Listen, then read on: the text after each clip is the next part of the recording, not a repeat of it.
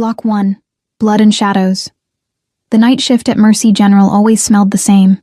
Antiseptic overlaying the metallic tang of blood, stale coffee, and desperation. I'd grown used to it over my 3 years as an ER nurse. But tonight the smell of copper was stronger, clinging to my scrubs despite the thorough hand-washing ritual I performed between patients. Emma, you're up. Curtain 4. Dr. Patel slid a chart across the nurse's station counter without looking up from his phone. My shoulders ached from the double shift. 12 hours had stretched into 16, and exhaustion pulled at my bones like gravity. I'd been planning to call it a night, but we were perpetually understaffed. And saying no wasn't really an option, not when I had rent due in 3 days, and barely enough in my account to cover it. What is it? I asked, flipping through the sparse notes. Mail, laceration, possible GSW. He's refusing to see a doctor. Dr. Patel finally glanced up. Just clean him up and get him out. The waiting room's backing up. I nodded, gathering supplies from the cart. Another Friday night. Another parade of drunks, fights, and accidents. The curtain in Bay 4 was drawn tight, unusual for our overcrowded ER where privacy was a luxury we rarely afforded our patients. I knocked twice on the metal frame. Hello? I'm Emma, your nurse for tonight. The silence that followed made my skin prickle. I pushed the curtain back a few inches and froze. 3 men occupied the small space. 2 stood on either side of the gurney like sentinels, wearing identical black suits despite the summer heat. Their postures were rigid, hands clasped before them, eyes hidden behind dark sunglasses that had no place in a fluorescent-lit hospital at 2 a.m. But it was the third man who drew my gaze like a magnet pulling iron filings. He sat on the edge of the bed, back straight, one hand pressed against his side where crimson bloomed through an expensive white shirt. His jacket, which probably cost more than 6 months of my rent, was folded neatly beside him, unmarred by whatever violence had torn into his flesh. I requested a doctor. His voice was low, accented with something I couldn't place. Italian maybe, or Russian, smooth like aged whiskey with an undercurrent of gravel. I stepped fully into the space, letting the curtain fall closed behind me. I'm sorry, sir, but I'm what you've got tonight. I assure you I'm fully qualified to treat lacerations. His eyes lifted to mine, and I nearly took a step back. They were the color of Arctic ice, pale blue, almost colorless in the harsh hospital lighting. His face was all angles and shadows, jaw clean-shaven, dark hair combed back from a high forehead.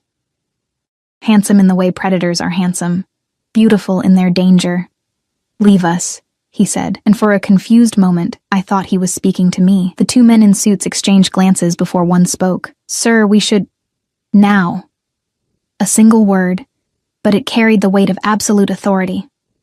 They left without another word, slipping through the curtain with surprising grace for men built like brick walls. I cleared my throat, suddenly conscious of being alone with him. I need to see the wound. He studied me for a long moment, his gaze dissecting me as thoroughly as any scalpel. I fought the urge to fidget under the scrutiny. Your hands are shaking, he observed. I looked down. He was right. I curled my fingers into fists, then released them. 20-hour shift. Nothing coffee won't fix. Something like amusement flickered across his face. There and gone in an instant. You should take better care of yourself, says the man bleeding all over my exam table. The words slipped out before I could stop them, and I immediately tensed. But instead of anger, that ghost of a smile returned. He began unbuttoning his shirt with one hand, the other still pressed to his side. When he struggled with the third button, I stepped forward. Let me. His hand caught my wrist, fingers circling it completely. His touch was surprisingly warm, skin smooth except for calluses I could feel against my pulse point. The contact sent an electric jolt up my arm that had nothing to do with fear. Or at least, not entirely. What's your name? He asked, still holding my wrist. I told you. Emma. Emma Shaw. Emma Shaw. He repeated it like he was tasting the syllables. You're not afraid. It wasn't a question, but I answered anyway. I've treated gang members, drug dealers, and drunk businessmen who think their money makes them untouchable. You're just another patient. He released my wrist and leaned back slightly. Then treat me. Just another patient.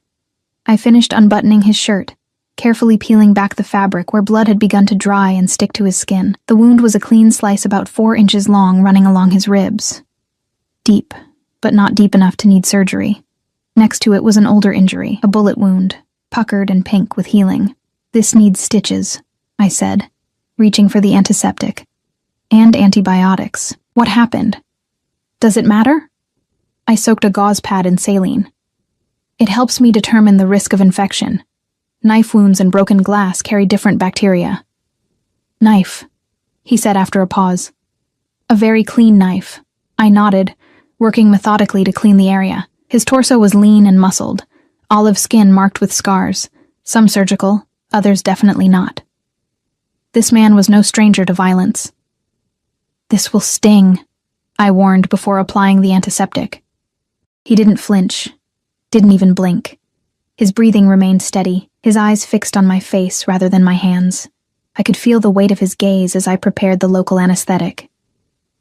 "I don't need that," he said when he saw the syringe. "It's standard procedure for—" "No needles." Something in his tone made me set the syringe aside without argument. I threaded the curved suture needle instead. "Then this will hurt. A lot." A slight lift of his shoulders. "Pain and I are old acquaintances." I began the first stitch, expecting him to tense or grab the railings. He did neither. His eyes never left my face as I worked, the intensity of his stare making my cheeks warm despite the chill of the room. "Where did you learn to stitch so neatly?" he asked after I'd completed several sutures. "Your technique is precise." My grandmother was a seamstress. She taught me to sew before I could write my name. I tied off another stitch, though she probably never imagined I'd use those skills like this. A sound rumbled from his chest. Not quite a laugh, but close. Life rarely follows the paths we imagine for ourselves. For some reason, the observation made my throat tight. 3 years ago, I'd been in my final year of medical school, engaged to a surgical resident, with my whole future planned out. Now I was an ER nurse working double shifts to make rent on a studio apartment, single, and struggling to pay down mountain of debt. "No," I agreed softly. "It doesn't." We lapsed into silence as I finished the sutures. 17 in total. His skin was hot beneath my gloved fingers, his breathing controlled but occasionally hitching when I hit a particularly sensitive spot. As I tied off the final knot, the curtain rustled. One of the suited men slipped inside, bending to whisper in my patient's ear. The language wasn't English, but the urgency was universal. My patient's expression darkened, his jaw tightening as he responded with a short, clipped phrase. The suited man withdrew immediately. "I need to bandage this," I said, reaching for the sterile dressing. "Make it quick." I worked efficiently, taping the edges of the bandage securely to his skin. "You need to keep this dry for at least 48 hours. Change the dressing daily, no strenuous activity, no lifting anything heavier than 10 pounds. The sutures should come out in 10 days. You should really see a doctor for that, but I'll send someone for you." He began buttoning his shirt, movements fluid despite his injury. I blinked. "What? No. That's not how this works. You can come back to the hospital or see your primary care physician." He stood, and I was suddenly aware of how he towered over me, at least 6'3" to my 5'5". The small exam area seemed to shrink further with his presence. "I don't have a primary care physician, and I don't come to hospitals." He reached into his pocket and withdrew a money clip that made my eyes widen. He peeled off several $100 bills and held them out to me. I stepped back, shaking my head. "I can't take that." His eyebrow arched. "You need it." "That's not... I can't accept cash from patients. It's unethical." "Ethics." He said the word like it amused him. He tucked the money into the pocket of my scrubs before I could stop him. "Consider it a consultation fee. For your discretion." The implication was clear. No records, no questions, no reports to the police about suspicious wounds. I should have protested, should have reported it immediately. Instead, I found myself nodding, the weight of the bills burning against my thigh through the thin fabric. He shrugged into his jacket with careful movements, wincing slightly as the motion pulled at his fresh stitches. 10 days, you said?" "Yes. And antibiotics. You need a prescription for—" "I have my resources." He reached out suddenly, his fingers brushing a strand of hair from my face. The contact was fleeting but left my skin tingling. "You look exhausted, Emma Shaw. Go home. Rest." Before I could respond, he was gone, the curtain swishing closed behind him. I stood frozen for several seconds, my heart hammering against my ribs like it was trying to escape. Only when I moved to clean up the bloody gauze did I realize I'd never asked his name.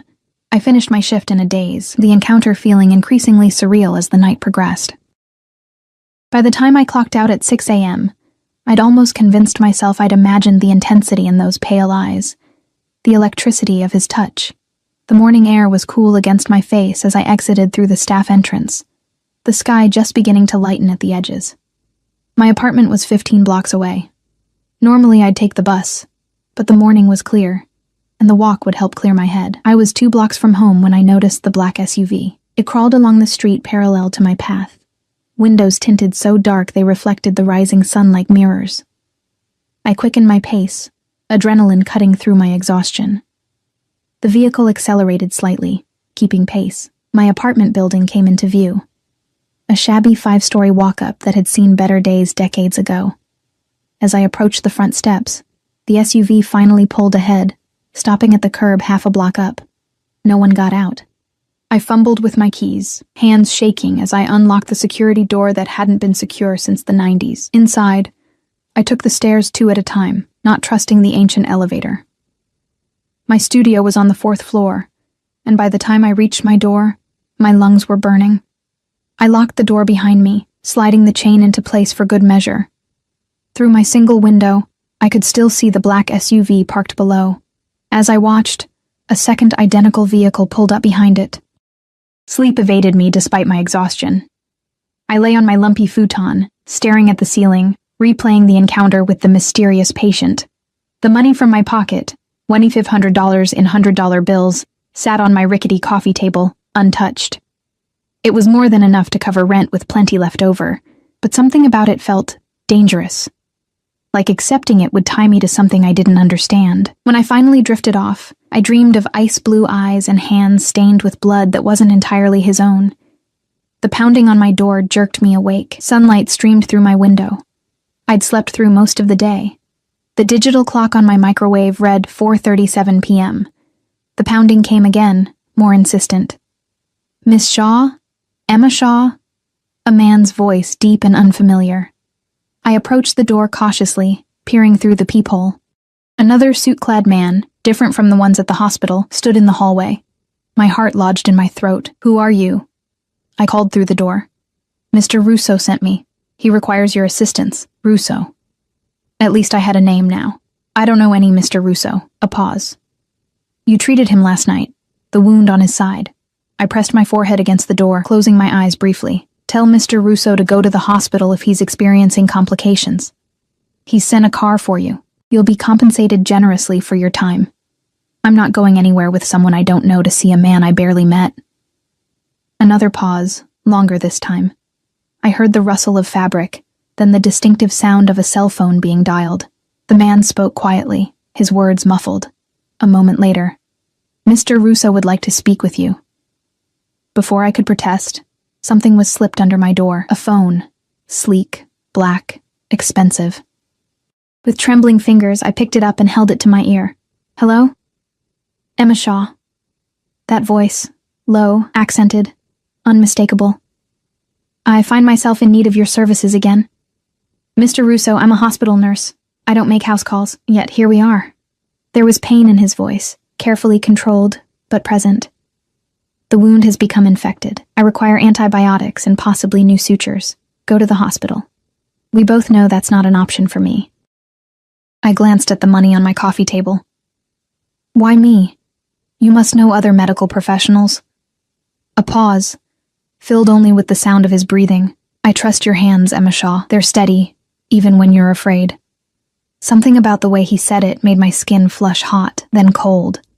I could lose my license. No one will know, and you'll be helping someone in need. Isn't that what you swore to do? The oath he referenced was for doctors, not nurses, but I didn't correct him. Instead, I found myself asking, how bad is the infection? Bad enough that my men are concerned? Which meant very bad if these stoic suits were showing worry. I closed my eyes, knowing I was about to make a terrible decision. I need supplies, antibiotics, clean bandages, suture kits, already acquired. The car will take you to and from my residence. You'll be back home before midnight. And if I refuse?" His voice softened, which somehow made it more menacing. "Then I'll be forced to find another solution. Perhaps from someone at Mercy General who might recognize me from security footage.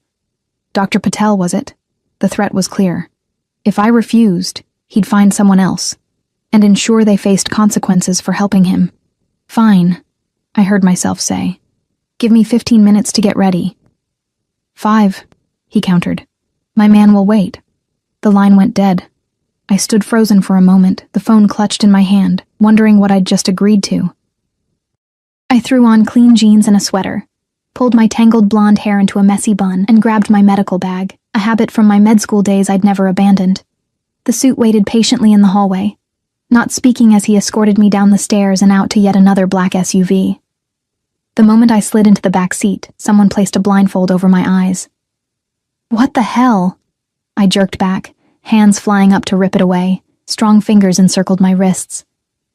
"Security protocol, Miss Shaw. Mr. Russo's residence location is confidential.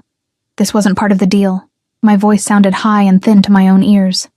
"It's non-negotiable." The hands released my wrists. "We'll remove it when we arrive." I sat rigid as the car pulled away from the curb, my mind racing through possible escape scenarios, each more impossible than the last. The vehicle made so many turns I quickly lost all sense of direction. We drove for what felt like hours, but was probably only 30 minutes before the smooth asphalt gave way to what felt like a private drive. The car swaying gently as we curved up an incline. When we finally stopped, the engine's purr faded to silence. The door beside me opened, letting in a rush of cool evening air that smelled of pine and expensive landscaping. "We've arrived, Miss Shaw." The blindfold was removed, and I blinked against the sudden intrusion of twilight. We were in a circular driveway before a mansion that belonged in the pages of Architectural Digest. Clean modernist lines softened by strategic plantings of mature trees, walls of glass reflecting the setting sun, a fountain burbling gently in the center of the drive. It wasn't gaudy or ostentatious. There was too much taste evident in the design for that. But the wealth it represented was staggering. I stepped out on shaky legs, clutching my medical bag like a lifeline. Men in suits patrolled the perimeter of the property, some with visible weapons holstered at their sides. Several nodded respectfully as I was led up the wide stone steps to the front entrance. The interior was just as impressive. Soaring ceilings, museum-quality art on the walls, furnishings that whispered old money rather than screamed new wealth. I was led through a series of rooms, each more beautiful than the last, to a sweeping staircase that curved up to the second floor. "Mr. Russo is in the master suite," my escort informed me, gesturing for me to precede him up the stairs. The master bedroom was larger than my entire apartment, dominated by an enormous bed with charcoal gray linens. Floor-to-ceiling windows overlooked what appeared to be a private lake, now silvered by moonlight. A fire crackled in a sleek fireplace along one wall, casting dancing shadows across the polished concrete floors. And there, propped against a mountain of pillows, was my patient from the night before. He looked markedly worse, skin ashen beneath its olive tone, hair damp with sweat, those ice-blue eyes fever-bright. A shirtless torso revealed my bandage work from the previous night, now stained with yellowish discharge.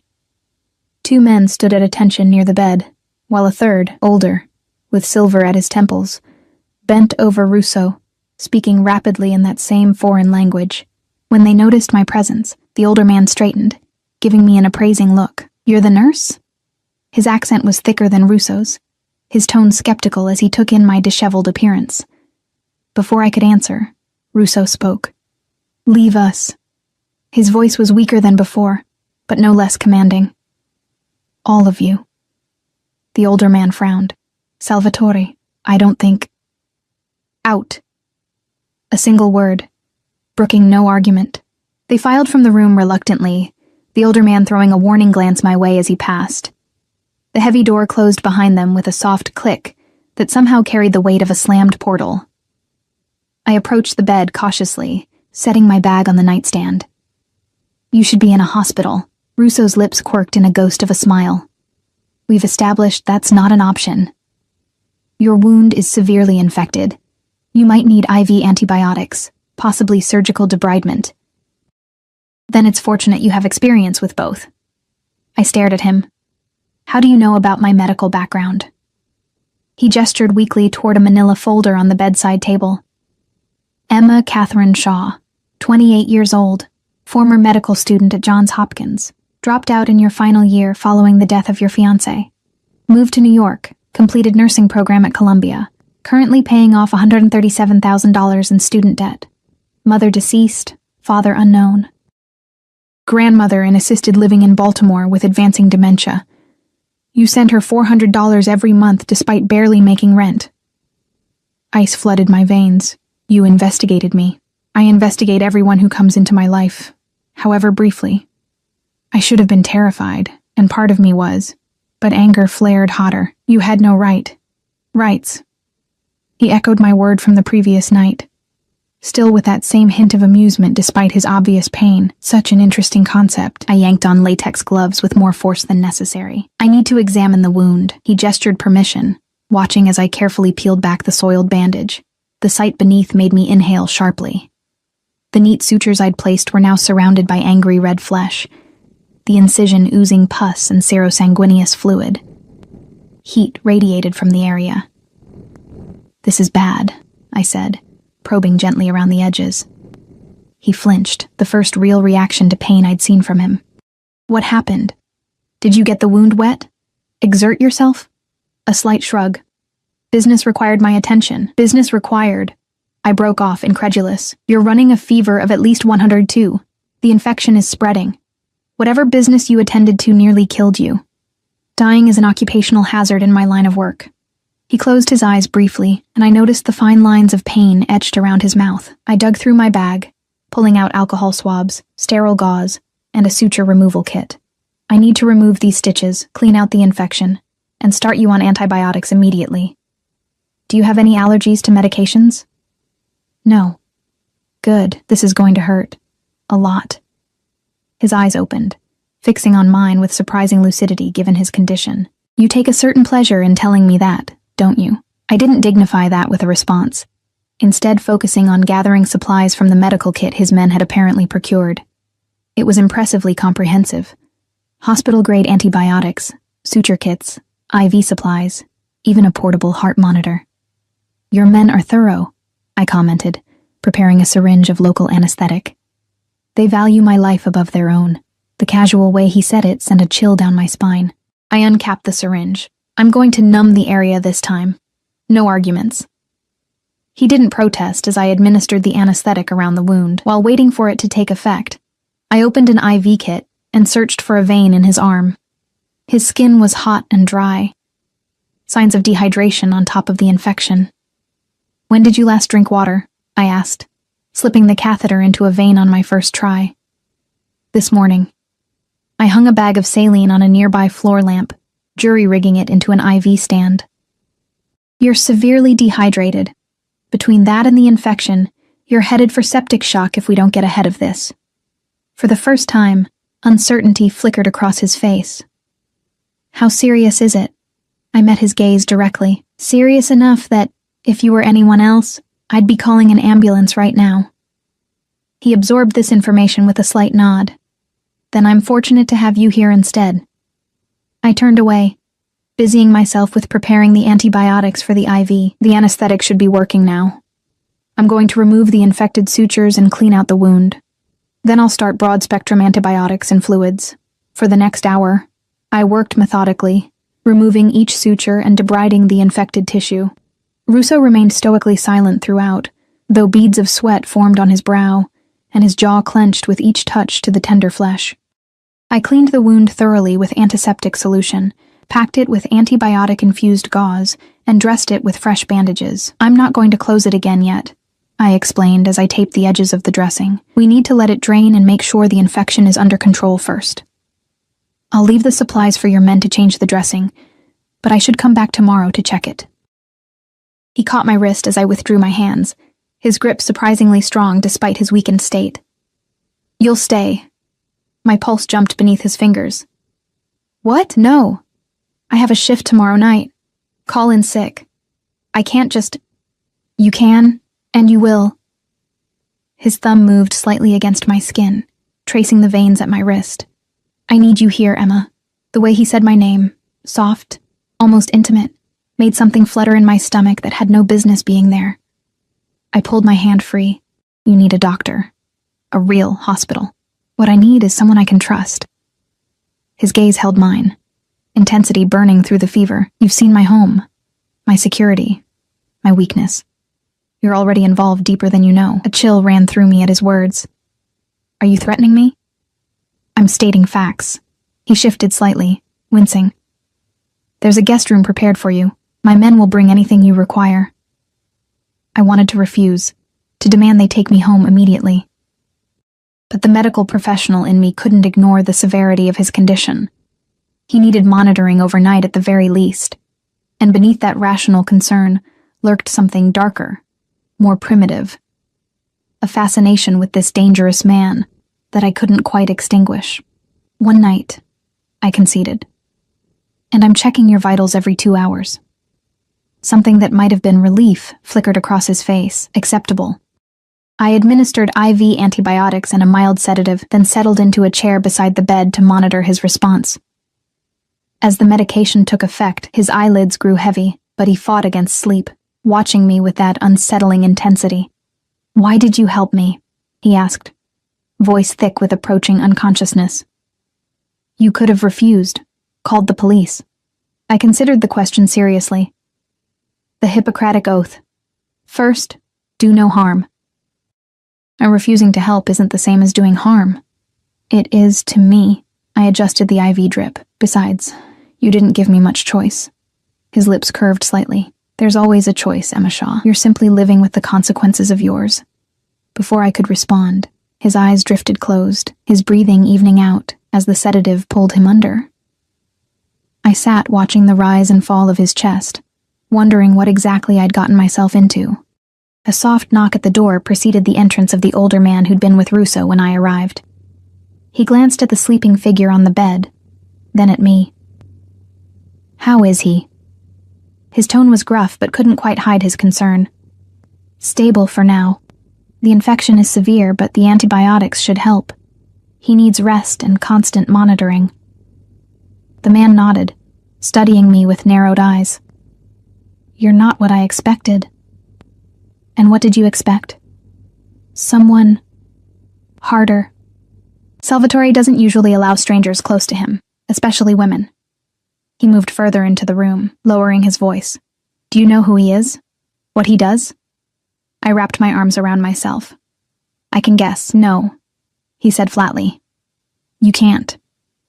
He ran a hand over his face, suddenly looking every one of his 60-something years. I've known Salvatore since he was a boy. I watched him build his empire from nothing. I've seen him execute men for less than what he's allowing you, a complete outsider to witness. My mouth went dry.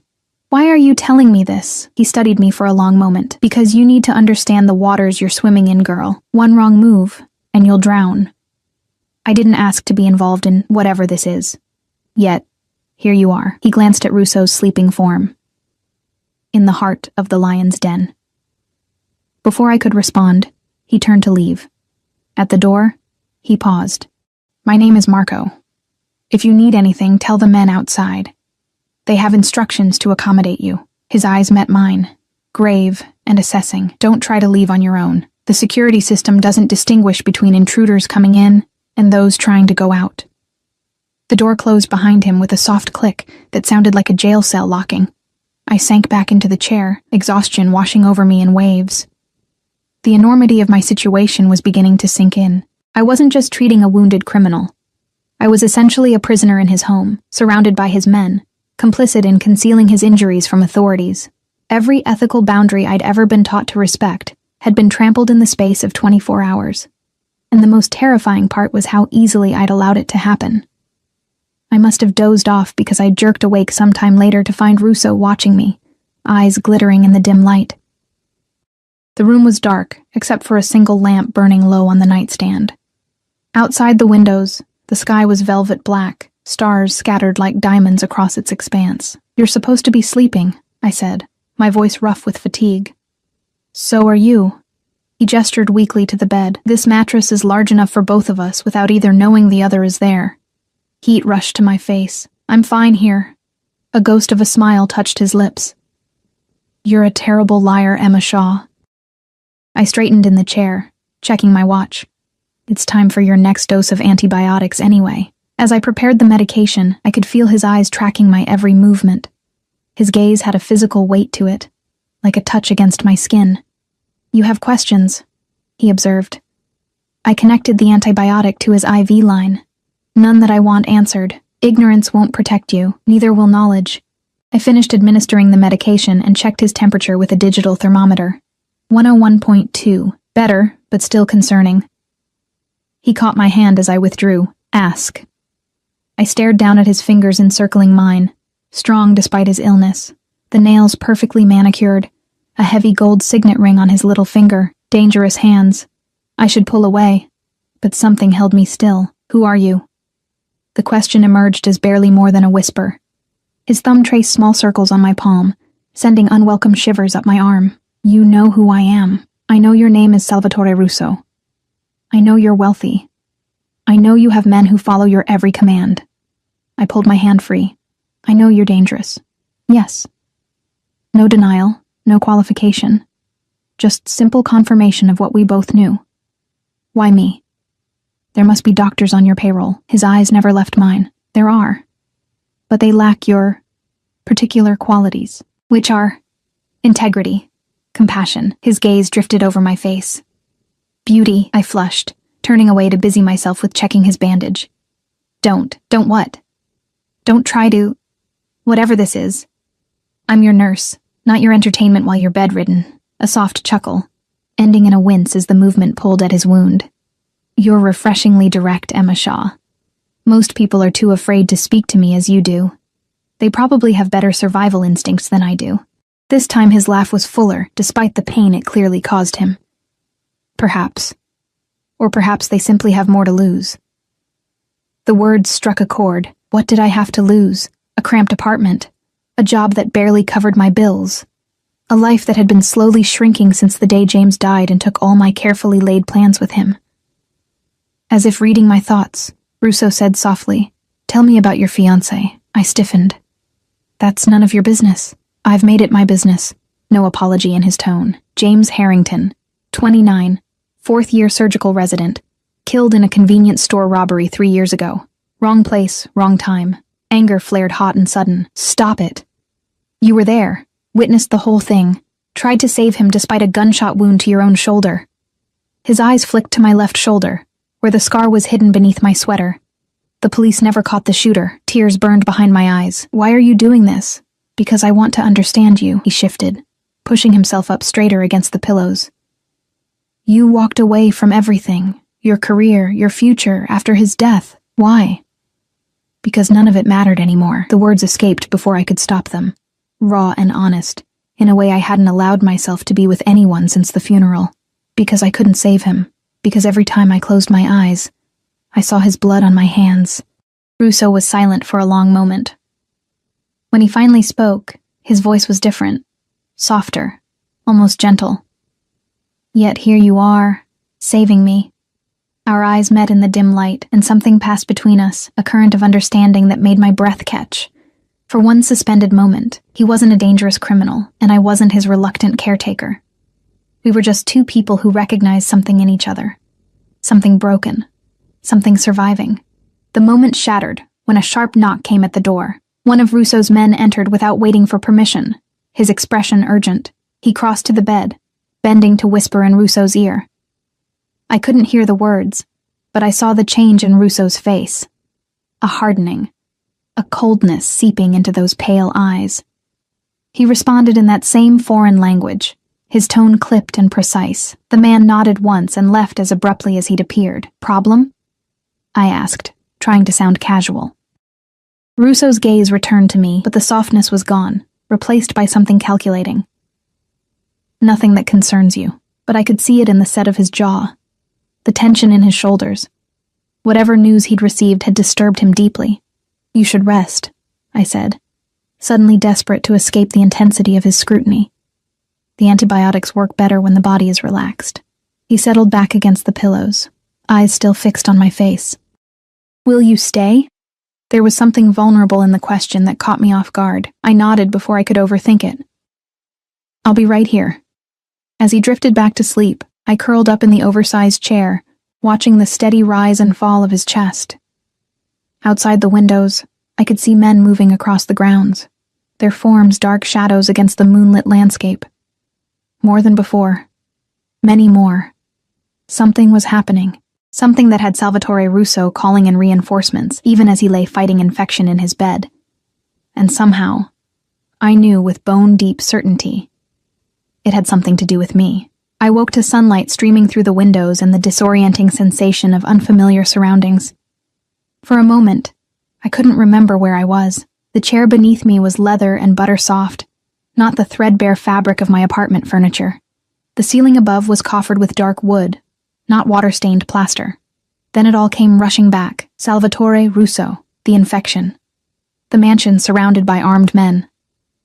I sat up quickly, wincing at the stiffness in my neck. The bed was empty. Sheets rumpled, but no sign of my patient.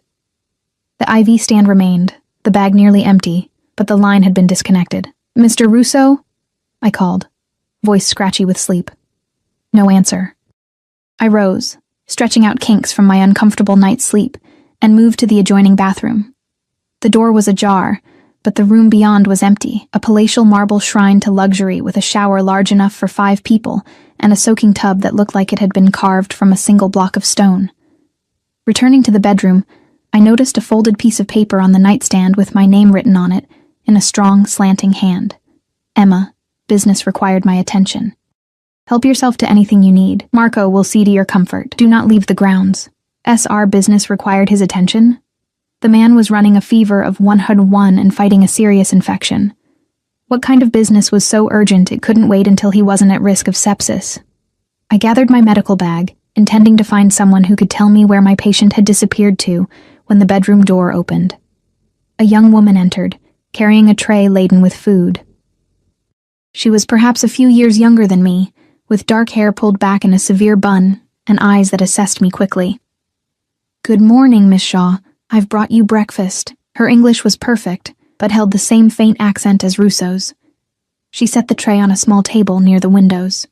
"Mr. Russo asked that I provide you with anything you might need. Where is he?" I moved toward the table, suddenly aware of how hungry I was. The tray held a carafe of coffee, fresh fruit, pastries, and what appeared to be a frittata, still steaming. "Mr. Russo had matters to attend to. He will return this evening." She poured coffee into a delicate china cup. "My name is Sophia. I am Mr. Russo's housekeeper." I accepted the cup gratefully, inhaling the rich aroma. He shouldn't be out of bed. His infection. Mr. Russo does as he pleases. There was something in her tone, not quite disapproval, but close. "The doctor is with him." "Doctor? What doctor?" Sophia's expression remained neutral. "Dr. Vega arrived early this morning to examine Mr. Russo. He administered additional antibiotics and cleared him for limited activity." Irritation flared. Why bring me here if he had a doctor on call? "I see. Mr. Russo was most insistent that you remain comfortable during his absence. There are clothes in the guest room that should fit you. You're welcome to use any of the facilities, the pool, the library, the gardens. Marco will accompany you if you wish to walk the grounds. In other words, I was free to roam the gilded cage, but not to leave it. When will I be allowed to go home?" Sophia's eyes flickered momentarily. "Mr. Russo will discuss that with you upon his return." After she left, I ate mechanically, my mind racing. I needed to call the hospital, let them know I wouldn't make my shift. I patted my pockets, then remembered my phone was still in my apartment.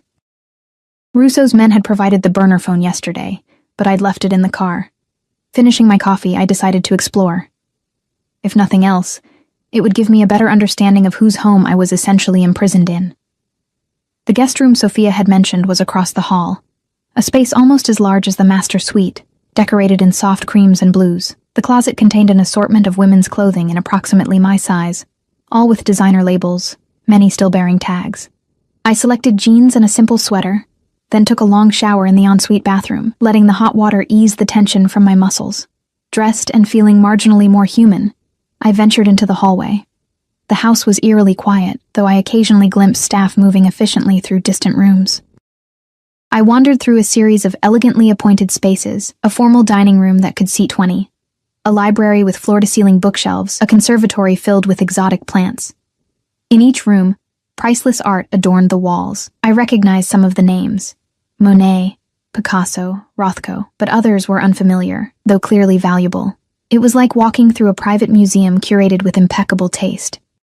I found Marco in what appeared to be a study, seated behind a massive desk, speaking rapid-fire Italian into a phone.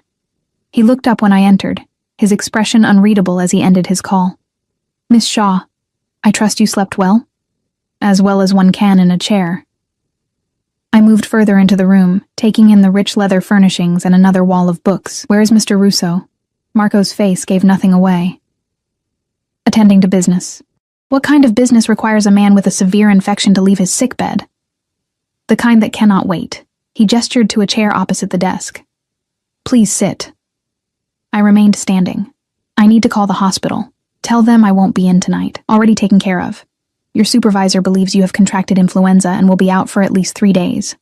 The casual way he said it, as if forging a sick call for me was nothing, sent a chill down my spine. "You had no right." Mr. Russo thought it prudent to handle the details. Marco leaned back in his chair, studying me. "He also arranged for your rent to be paid for the next 6 months, and your grandmother's care facility has received an anonymous donation covering her expenses for the year." I stared at him, speechless for a moment. "I didn't ask for that. Salvatore Russo pays his debts." "I don't want his money."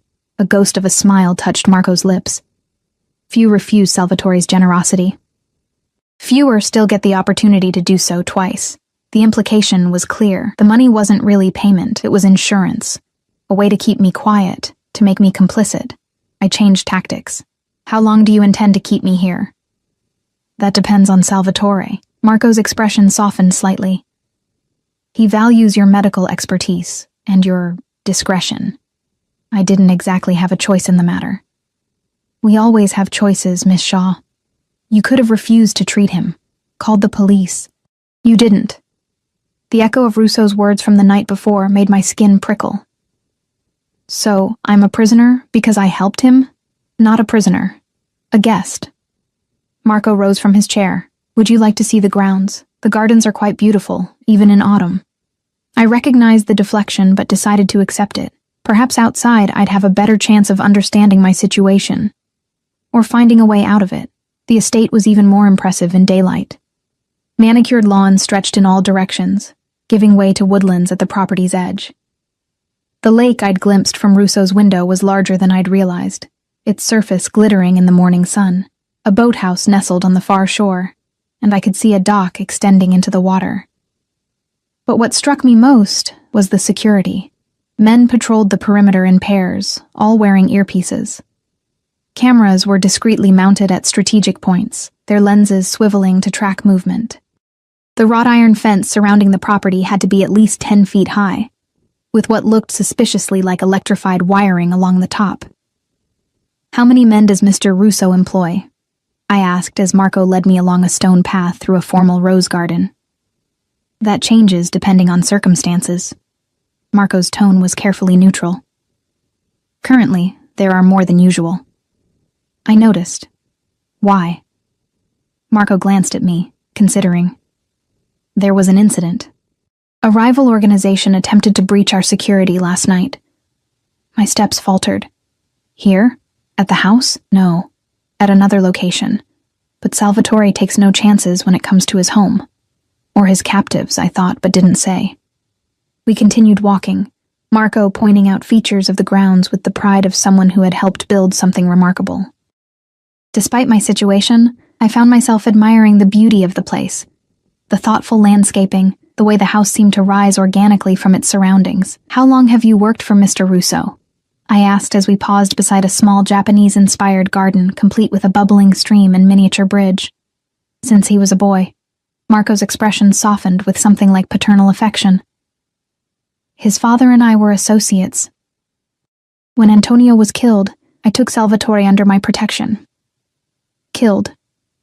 Marco's face closed again. "It was a difficult time. We walked in silence for a while, circling back toward the house. As we approached, I noticed increased activity. More men moving with purpose, vehicles arriving and departing through the security gate. "What's happening?" I asked. Marco's expression gave nothing away. "Mr. Russo is returning." As if on cue, a convoy of black SUVs swept up the drive, coming to a stop before the main entrance. Men spilled out, forming a protective cordon around one vehicle. The rear door opened, and Salvatore Russo emerged. Even from a distance, I could see he was in pain. His movements were stiff, his normally perfect posture compromised by the need to protect his injured side. But there was nothing diminished about his presence. The men around him moved with the careful deference of satellites orbiting a dangerous star. His gaze swept the area, landing on me with palpable intensity. Even across the expanse of lawn, I felt the impact of those ice-blue eyes like a physical touch. Marco murmured something beside me that I didn't catch, already moving toward the assembled group.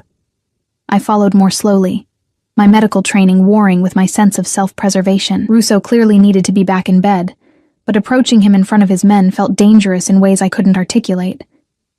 By the time I reached the house, Russo had disappeared inside, leaving a wake of tense energy behind him.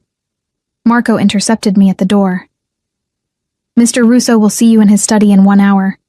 Sophia will show you to your room to refresh yourself."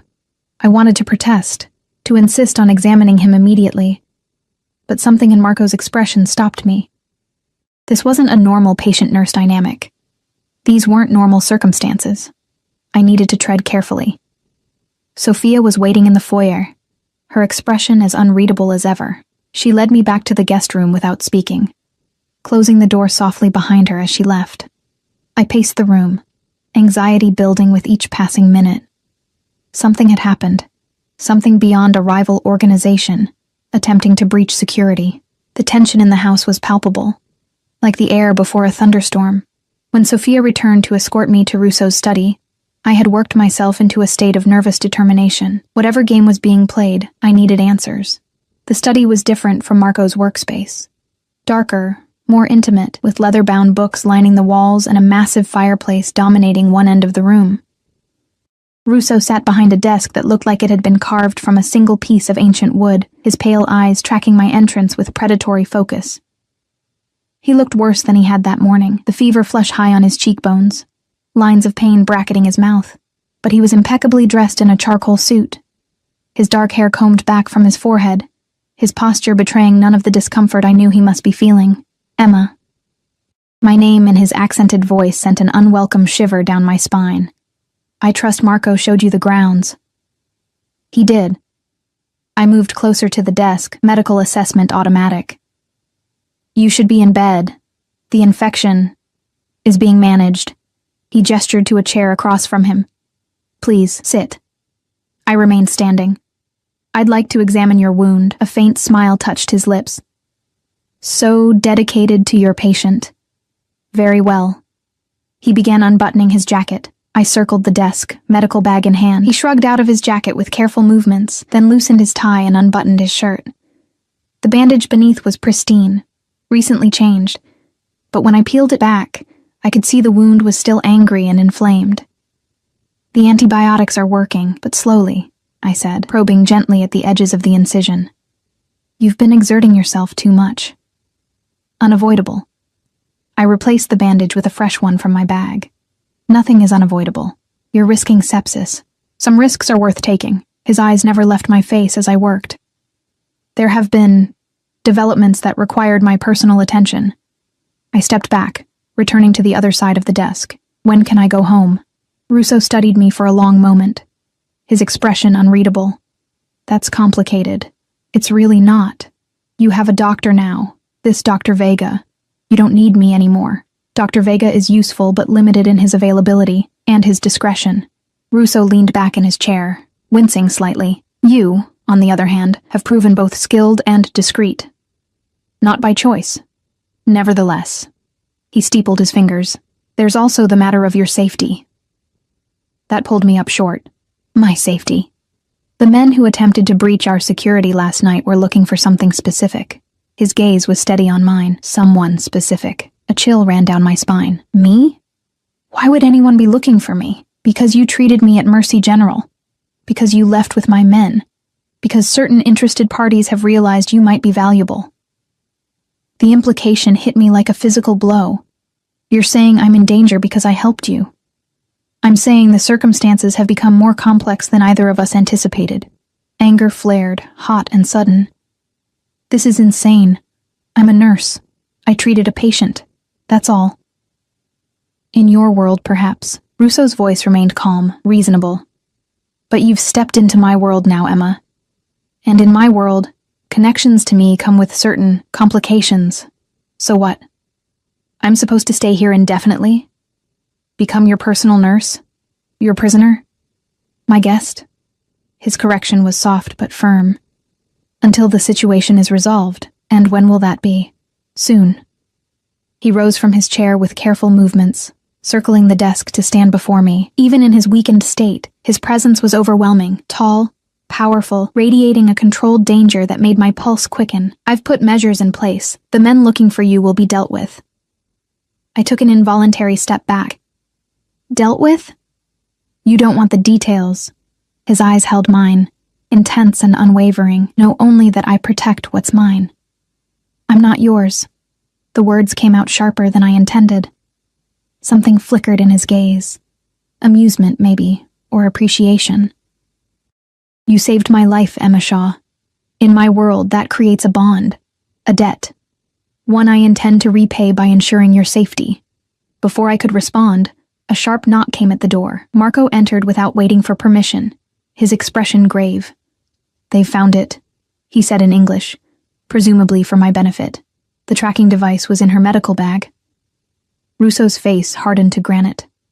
When? It was activated shortly after she arrived yesterday. They've been monitoring her movements within the house. My legs suddenly felt weak. Tracking device? In my bag? Russo moved to me in 2 quick strides, taking my arms in a gentle but firm grip. Did you speak to anyone unusual at the hospital before treating me? Anyone who might have had access to your belongings? I shook my head, my mind racing. No, Wait. A memory surfaced. There was a new security guard. He asked to check my bag when I arrived for my shift. Said it was a new protocol. Russo and Marco exchanged looks laden with meaning. They've been watching you since the beginning, Marco said softly. They knew she would lead them to you. Who? I demanded, my voice rising with panic. Who is they? The Kostova family, Russo replied, his accent thickening with what I now recognized as suppressed rage. A rival organization that has been attempting to encroach on my territory for the past year. But why me? Why would they care about a nurse? Because Salvatore never brings women to his home, Marco said, his tone matter-of-fact. Never allows outsiders this close. You represented an unprecedented opportunity to locate him when he was vulnerable. The implications crashed over me in a sickening wave. I wasn't just in danger because I'd treated Russo. I was being used as bait, a tool to get to him when he was injured and weakened. Oh my God. I sank into the chair behind me, my legs no longer able to support my weight. This is a nightmare. It's business, Russo corrected, his voice cold, brutal but predictable. He turned to Marco. Double the perimeter security. Move forward the timetable on Kostova, tonight. Marco nodded once, and left the room without another word. Russo knelt before me, ignoring what must have been significant pain from his wound. His hands closed over mine where they twisted in my lap. Listen to me, Emma. You are safe here. No one will harm you while you're under my protection. Your protection? I gave a slightly hysterical laugh. I wouldn't need protection if I'd never met you. Perhaps. His thumbs traced small circles on my wrists, the touch oddly calming despite everything. But we cannot change the past. We can only move forward. I looked into his eyes, searching for something. Deceit. Manipulation. The cold calculation that should be there. Instead, I found something that looked disturbingly like genuine concern. What happens now? I asked, my voice steadier than I felt. Now, you stay here, where I can ensure your safety. My men will deal with the Kostova threat. Once that's resolved, you'll be free to return to your life. Just like that? A ghost of a smile touched his lips. More or less. And if I don't want to stay? His expression sobered. then you place yourself in danger. And, he added, his voice dropping slightly, you leave me without my very capable nurse while I'm still fighting an infection. The naked manipulation in the statement was so blatant, it was almost charming. Almost. You're impossible, I muttered. So I've been told. He rose with a barely concealed wince. Now, if you're done questioning my decisions, I believe it's time for another dose of antibiotics. For the rest of the day, I fell into an uneasy routine, checking Russo's wound, administering medication, monitoring his temperature. He worked from his bedroom, receiving a stream of visitors who spoke to him in rapid Italian, their conversations ceasing the moment I entered the room. The sun had set when Marco appeared at the bedroom door, his expression grim. It's time. Russo nodded, setting aside the laptop he'd been working on. Stay with Emma. Make sure she remains in the house, of course. Marco's eyes flicked to me where I stood by the window, pretending not to listen. Be careful, Salvatore. You're not at full strength. I don't need to be.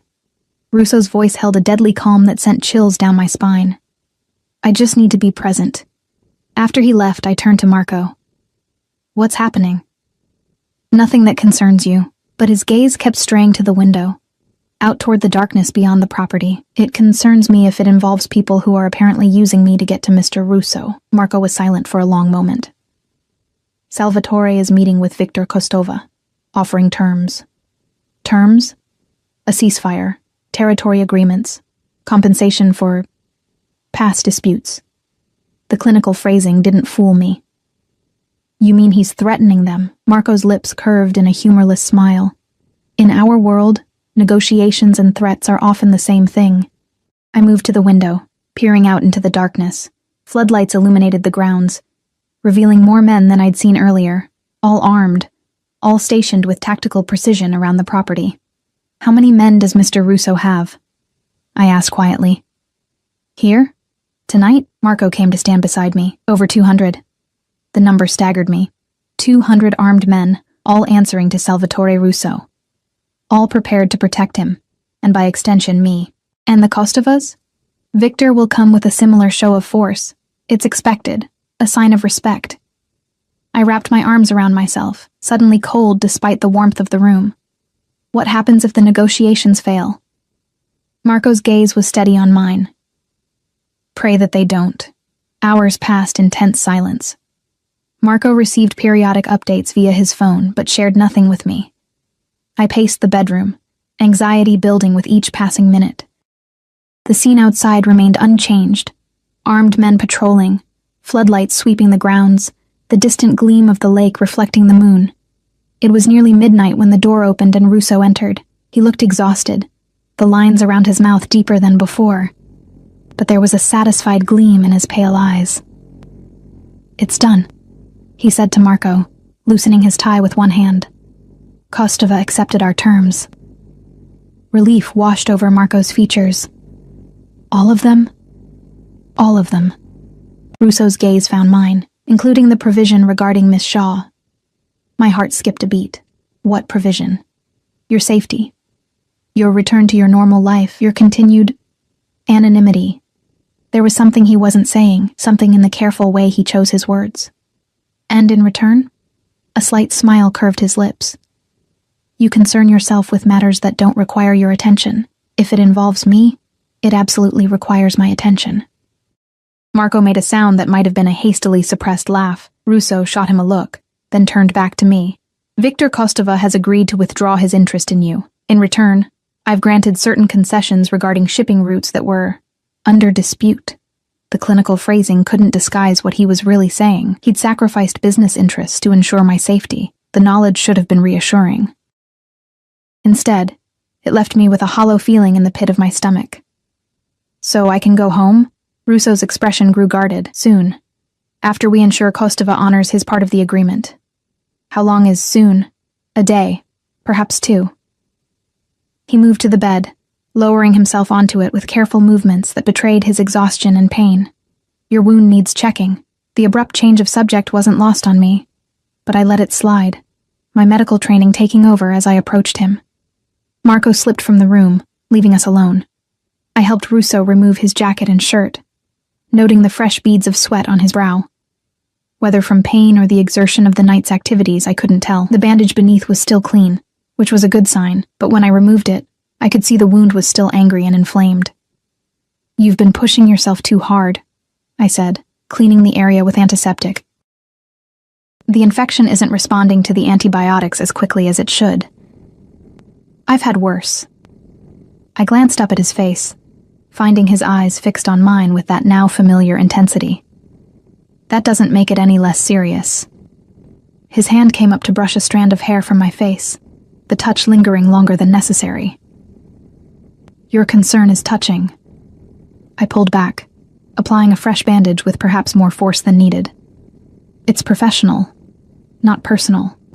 "Are you certain about that?" The question hung in the air between us, loaded with implications I wasn't ready to examine. I busied myself with packing away my supplies, avoiding his gaze. "You should rest," I said finally. "Your body needs time to heal. Will you stay?"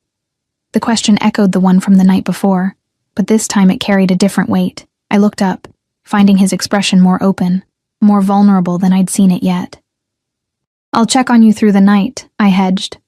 "That's not what I asked." His voice was soft but insistent. "Will you stay, Emma? Here. With me." The words sent a shiver down my spine. Not of fear, but of something far more dangerous. Something I wasn't ready to name. "I don't know what you're asking me. I think you do." His gaze held mine, unflinching. "From the moment you pulled back that curtain in the ER, something changed. You felt it too." I shook my head, taking another step back. "You're delirious. The fever—" "I've never been more clear-headed." He rose from the bed, moving toward me with the fluid grace of a predator despite his injury. "You see me, Emma. Not the power, not the money, not the danger. You see me." He was too close now, close enough that I could feel the heat radiating from his body, smell the expensive cologne that clung to his skin beneath the antiseptic. "I don't know you," I whispered. "You know enough." His hand came up to cup my cheek, gentle despite the strength I knew it possessed. "Enough to be afraid, yet here you stand. Enough to understand what I am, yet you still treat me with compassion. I should pull away, should put distance between us. Instead, I found myself leaning into his touch, my body betraying what my mind still fought against. "This is insane," I breathed. "Stockholm Syndrome at its finest." A smile touched his lips. "Is that your diagnosis, Nurse Shaw?" "It's the only explanation that makes sense. Or perhaps it's simpler than that." His thumb traced the outline of my lower lip. "Perhaps it's chemistry, fate, the recognition of something in another that resonates with something in yourself. Poetic for a man who commands an army of killers." His smile widened.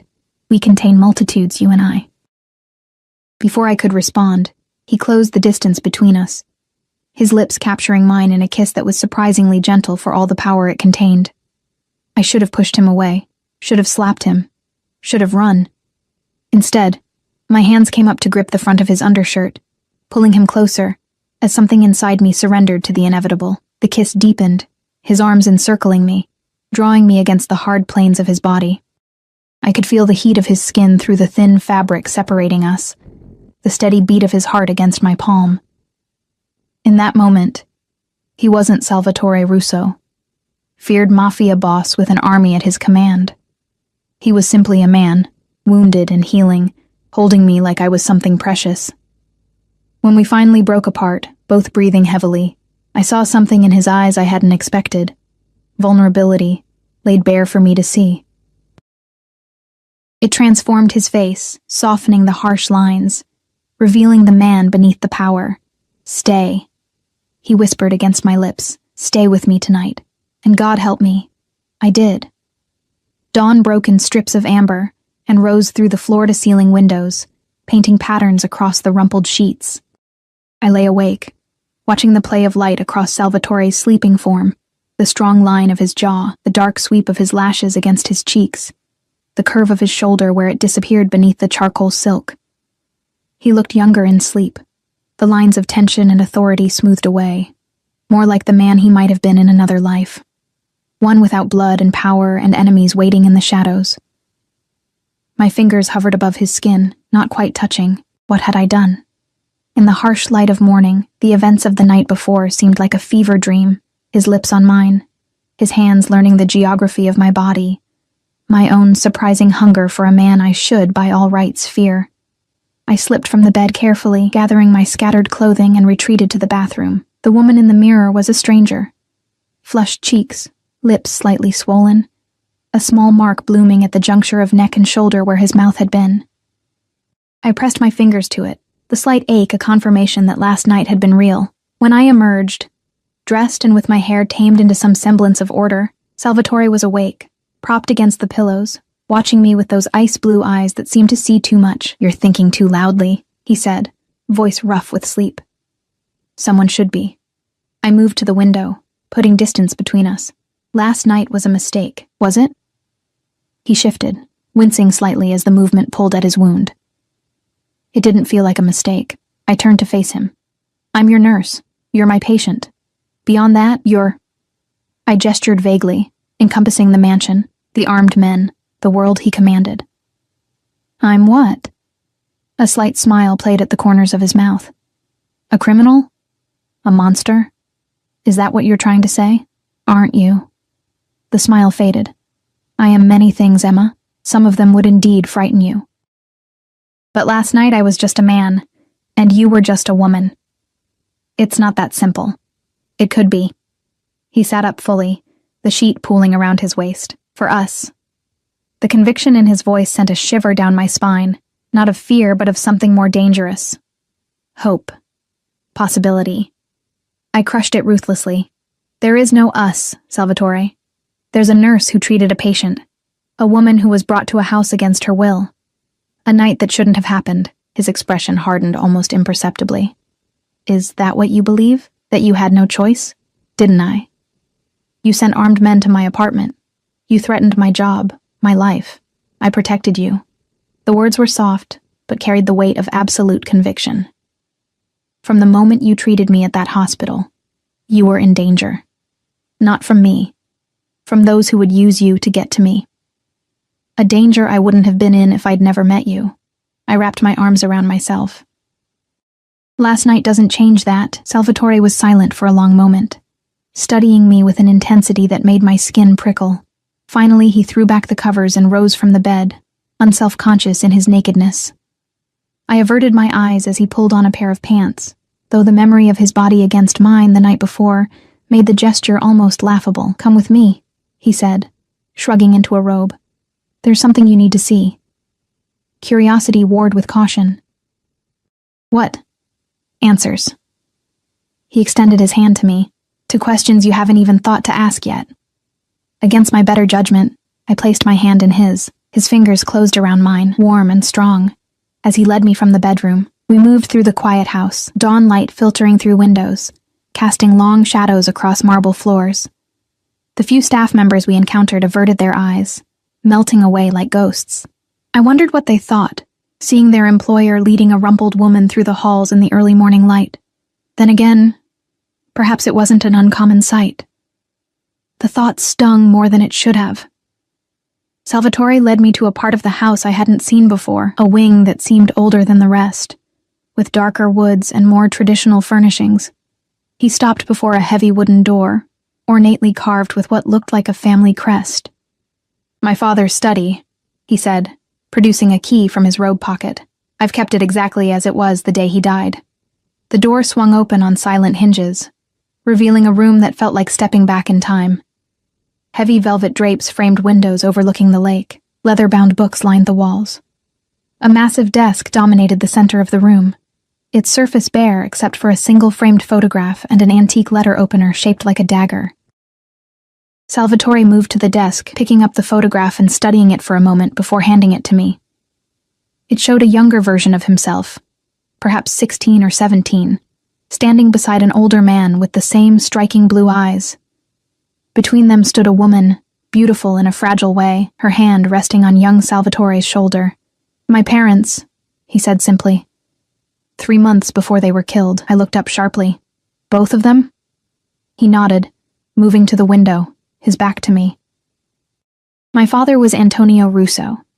He built our family's business from nothing, made powerful friends, more powerful enemies, His voice took on a distant quality, as if reciting facts about strangers. When I was 17, those enemies decided he had become too influential. They waited until we were all at home. My mother, my father, me. Something in his tone made my blood run cold. What happened? He turned to face me, his eyes like chips of ice. They came at night. Professional killers. They shot my father first, in the study downstairs where he was working late. My mother heard the shots, tried to reach him. They killed her on the staircase. I clutched the photograph tighter, looking down at the smiling woman who had no idea her life would end so violently. And you? I was in my room, heard the shots, had enough time to take my father's gun from his bedside drawer. When they came for me, I was waiting. A smile touched his lips, devoid of any warmth. I killed 3 of them before they subdued me. My God. I set the photograph down carefully.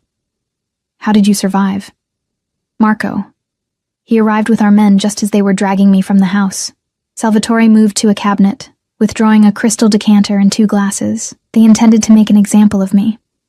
A message to anyone who might consider taking my father's place. He poured amber liquid into both glasses, offering one to me. I took it automatically, though it was barely past dawn. After that night, I made a choice. He raised his glass in a mock toast.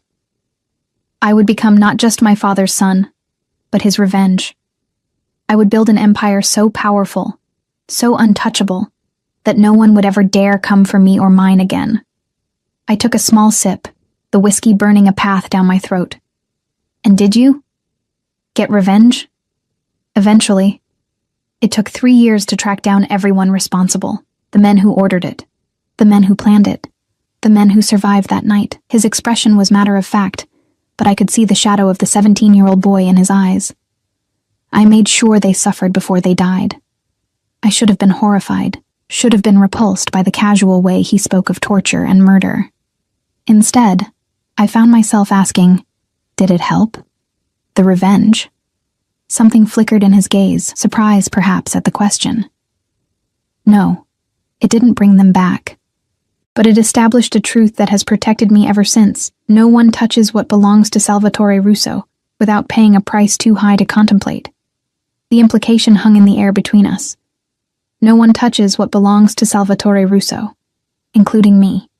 Why are you telling me this? I set the glass down, suddenly needing clear hands, a clear head. He moved closer, stopping just within arm's reach. Because I want you to understand what I am, why I am, the world I inhabit. So I'll what? Accept it? Embrace it? I gestured around the room. The violence, the criminal empire, the men with guns patrolling your property. So you'll see me. His voice dropped, intensifying. All of me. Not just the parts that frightened you in the hospital. Not just the parts that seduced you last night. The whole truth.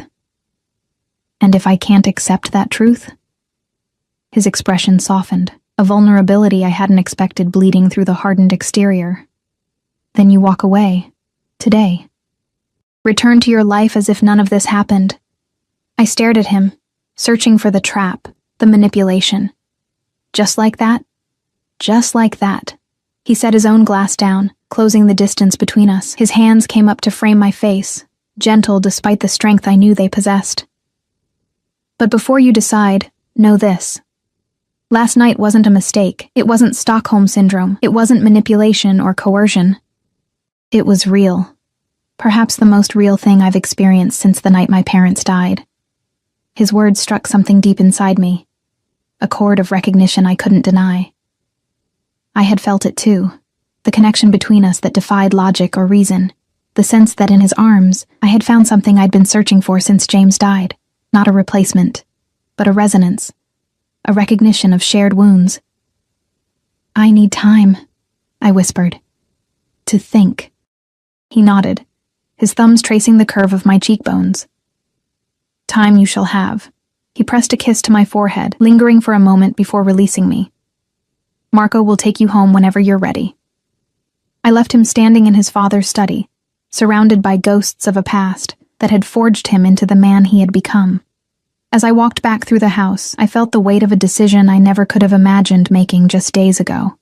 Stay or go. Accept or reject. Embrace the danger or return to the safety of my small, shrinking life. Back in the guest room, I gathered my few belongings, moving mechanically as my mind raced. Sophia appeared with breakfast, her expression giving nothing away about what she might know or suspect about my night with her employer. Mr. Russo asked me to inform you that a car will be ready whenever you wish to depart, she said, setting the tray on a small table by the window. Thank you. I sat at the table, though I had no appetite. Sophia, how long have you worked for Mr. Russo? She paused at the door. Since I was 16. He found me in a difficult situation, gave me a job, safety, education. Are you afraid of him? Something like surprise flickered across her usually composed features. Afraid? No. Respectful, yes. Loyal, absolutely. She hesitated, then added, Mr. Russo protects what's his, not just through fear. It's rare in our genuine care. She left before I could ask more questions. The door closing softly behind her, I ate mechanically, watching the morning light strengthen across the manicured grounds. Men still patrolled the perimeter, but there seemed to be fewer than the day before. The crisis, whatever it had been, appeared to have passed. By mid-morning, I had made my decision. I found Marco in the main foyer, speaking quietly with several suited men who dispersed at my approach. I'm ready to go home, I said, clutching my medical bag like a lifeline. Marco studied me for a long moment, his expression unreadable. Of course. The car is waiting. He hesitated, then added, Salvatore asked that I give you this, to open when you're alone. He handed me a heavy cream envelope, sealed with wax pressed with what I recognized as the same crest from the study door. I slipped it into my bag without comment. The return journey was surreal in its normality. No blindfold this time, just a silent drive through countryside I hadn't seen on my arrival, eventually giving way to the familiar urban landscape of the city. When we pulled up before my shabby apartment building, it felt like years rather than days had passed since I'd last seen it. Your apartment has been secured, Marco said, as the driver opened my door. New locks. Better security system. Ms. Shaw. He hesitated, then continued in a softer tone. He doesn't extend himself this way often. Almost never, in fact. I met his gaze, understanding the message beneath the words. Thank you, Marco. For everything. My apartment looked the same yet different. Everything in its place, but with an underlying sense that someone had been there in my absence. The new locks were obvious, as was the discreet security panel beside the door that hadn't been there before. I set my bag on the coffee table, suddenly exhausted despite the early hour. The envelope Marco had given me seemed to burn a hole in my consciousness. With trembling fingers, I broke the wax seal and withdrew a single sheet of heavy paper covered in a strong, slanting hand. Emma. By now you're home, likely questioning everything that has transpired between us. I won't insult your intelligence by claiming it was all a dream or a momentary madness. What happened was real. What I feel for you is real. I am not a good man by society's standards. I have blood on my hands that will never wash clean. I command men who would kill or die at my word. I operate in a world of shadows and violence that few ever glimpse, let alone understand. But with you, I found something I thought lost forever. The capacity to feel something beyond power, beyond vengeance, beyond the cold calculation that has defined my existence since I was 17 years old. You asked for time, and I will give it to you. A day, a week, a month. However long you need to decide if what we found in each other is worth exploring despite the complications. In the meantime, know this. You are under my protection whether you choose me or not. The men watching your apartment are there for your safety, not to monitor your movements. You are free to live your life exactly as you did before we met. With one difference. You now have a choice that few are ever offered, to step fully into my world, eyes open, knowing exactly what it entails. Or to walk away, returning to the life you knew, with the memory of what might have been. Whatever you decide, know that you have awakened something in me that I thought died with my parents all those years ago. For that alone, I will always be in your debt. Until we meet again, Salvatore. I read the letter twice, then set it aside, moving to the window. On the street below, A black SUV was parked half a block down. Another was visible at the corner. Watching. Protecting. 3 days ago, the sight would have terrified me. Now, it brought a complex mixture of emotions I couldn't fully untangle. Security, yes, but also a strange sense of belonging. Of being valued enough to warrant such measures. My phone, retrieved from my bedside table where I'd left it days ago, buzzed with messages. The hospital checking on my illness. Friends wondering why I'd gone silent. The normal, everyday concerns of a life that suddenly felt like it belonged to someone else. I should call them back. Should fall back into the comfortable routine of work and home, and the quiet grief that had been my companion since James died. The safe choice. The sane choice. Instead, I found myself reaching for the burner phone Salvatore's men had given me, still in my medical bag where I'd tucked it before leaving the mansion. It had only one number programmed into it. My finger hovered over the call button as I weighed two futures, one safe but small, one dangerous but vibrant with possibility. In the end, it wasn't really a choice at all. The phone rang only once before he answered, his voice a low rumble that sent a shiver of recognition down my spine. Emma? My name in his mouth sounded like a prayer, and a possession all at once. You've made your decision quickly. I looked out at the men guarding my street, at the letter on my coffee table, at the medical bag that had led me into his world, at the life I'd been sleepwalking through since James died. I have questions, I said, my voice steadier than I felt. Conditions. A soft chuckle. I would expect nothing less. I won't give up nursing. My career. My independence. I would never ask that of you. I need to know everything. No secrets. No protected ignorance. A pause. Longer this time. That knowledge comes with responsibility. With danger. I know. And you're prepared for that? I thought of the 17-year-old boy who had faced killers in his childhood home. Of the man who had built an empire from the ashes of his family. Of the patient who had looked at me with ice-blue eyes and seen something no one else had since James died. Yes, I said simply. I am. The silence stretched between us, laden with meaning. When he finally spoke, his voice held a warmth I had glimpsed only in our most intimate moments. Then come home, Emma. Come home to me. Outside, one of the SUVs pulled away from the curb, circling around to stop directly in front of my building. The front door buzzed, his men coming to escort me back to the mansion, back to him. It should have felt like surrendering, like capitulating to a force too powerful to resist. Instead, it felt like waking up, like stepping out of the gray half-life I'd been living and into something vivid and dangerous and real. I'm on my way, I said, and ended the call. As I gathered the few things I would need, I caught a glimpse of myself in the mirror, cheeks flushed, eyes bright with something that looked suspiciously like hope. I barely recognized the woman staring back at me. 3 days ago, I had bandaged the wounds of a stranger who commanded an army of killers. Today, I was choosing to become part of his world, his life, his protection, his. The thought should have terrified me. Instead, it felt like coming home after a very long journey. I took one last look around the apartment that had been my refuge and my prison since James died. Then I walked out the door without looking back, toward the men waiting to take me to Salvatore, toward a future I could never have imagined, but now couldn't imagine living without. The door closed behind me with a soft click, like the ending of one chapter and the beginning of another. As I descended the stairs toward the waiting car, I felt lighter than I had in years. She bandaged the Mafia boss's wounds, and in doing so, perhaps began to heal her own.